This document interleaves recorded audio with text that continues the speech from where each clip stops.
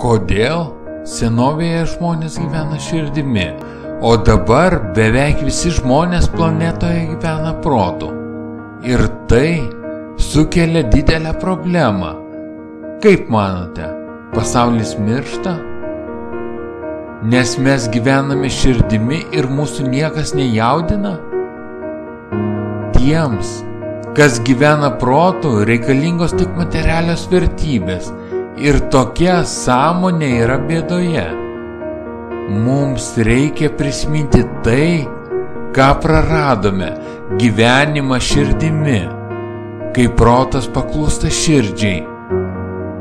Juk širdyje yra viskas, ką mes sukūrėme: meilė, tiesa, harmonija, protėvių išmintis, moralės dėsniai ir ryšys su kitomis širdimis. Joje yra viskas, ko reikia žmogaus augimui ir transformacijai. Ir tai yra vienintelė vieta, tik viena, ir ji yra kiekvieno žmogaus širdyje.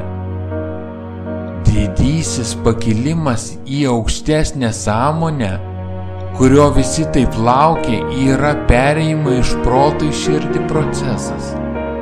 Ir jeigu mes prisiminsime tą vietą, prisiminsime, kaip ten gyventi, neteiksime tiek daug dėmesio savo protui, mes labai lengvai įveiksime tą perėjimą.